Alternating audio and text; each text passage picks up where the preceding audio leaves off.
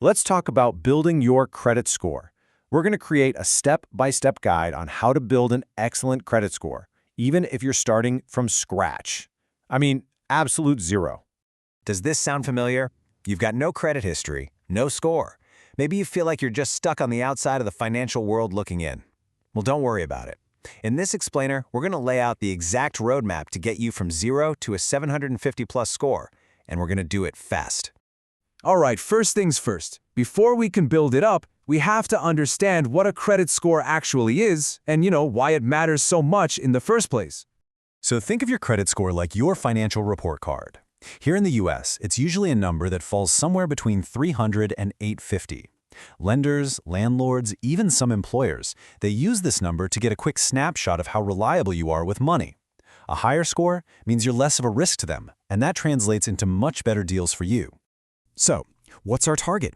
The magic number we're aiming for is 750. Anything above 750 is considered excellent. This is the kind of score that gets you easily approved for the best credit cards, the lowest interest rates on loans for cars and mortgages. It can even help you get that apartment you've been eyeing. So yeah, this is our goal. Okay, now for the good stuff, the plan itself. We've broken this whole process down into 6 clear, actionable steps. If you follow this plan, you're not just crossing your fingers and hoping for a good score, you're deliberately building it piece by piece. And here it is, the whole game plan at a glance. We're going to start by getting your foot in the door. Then we'll learn the rules of the game, establish perfect habits, and then strategically expand your profile. Let's tackle each of these one by one. Okay, step 1. You can't build credit if you don't have a credit account, right? So if you have no history, you have 2 fantastic options. First up is a secured credit card. This is where you put down a small deposit, say $200, and that amount becomes your credit limit.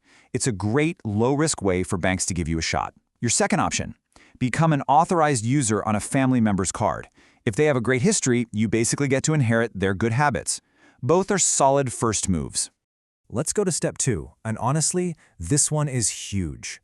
It's not just about having a card, it's all about how you use it. This highlights a really key concept, credit utilization. It's just a fancy term for the percentage of your available credit that you're actually using.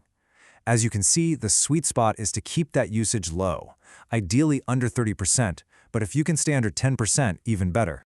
So, to put that in real numbers, if you get that secured card with a $300 limit, it is crucial to never let your balance go above $90. And again, even better, keep it under $30. Lenders see low utilization as a sign that you're responsible and you don't need to live on credit. Whoa, okay, look at this chart. This right here shows you the single most important factor, bar none. A massive 35% of your entire credit score is just your payment history. This is the heavyweight champion of credit factors. You absolutely, positively cannot mess this one up. I really can't stress this enough. A single payment that's 30 days late can absolutely tank your score, and it can stay on your report for years. The solution is so simple. Set up automatic payments for at least the minimum amount due. No excuses, no oops, I forgot. Just set it and forget it. Okay, so after a few months of paying on time and keeping your balance low, it's time for step 4, ask for a credit limit increase. Now, why would you do this? Well, think about it. If your limit doubles from $300 to $600, that same $30 balance you're carrying now cuts your utilization percentage in half. It's a simple trick that gives your score a really nice boost. Moving right along to step 5. After about 4 to 6 months of solid history, it's time to add a second account to your profile. You've got 2 great strategic options here. You could get a second credit card, which increases your total available credit. That's great for your utilization ratio.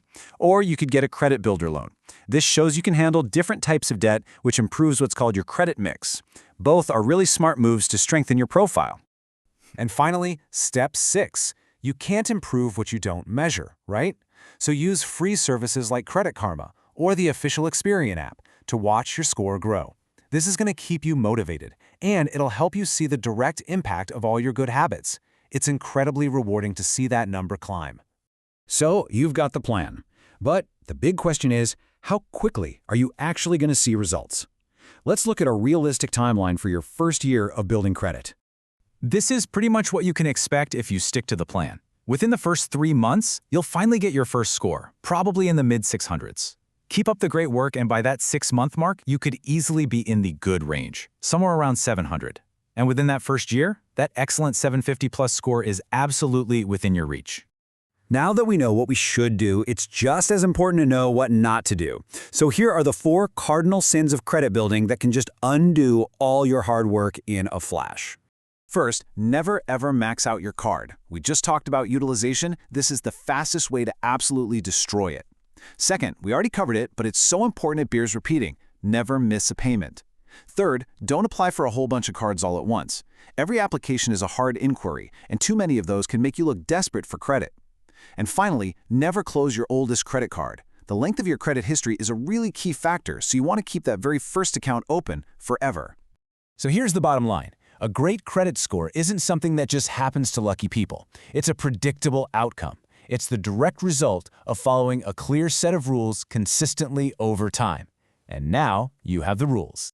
You know, every big financial goal you have, buying a car, getting a home, maybe even starting a business, all of it will be easier with a great credit score. The best time to start was yesterday, for sure, but the second best time is right now. So, are you ready to give your future self a massive head start?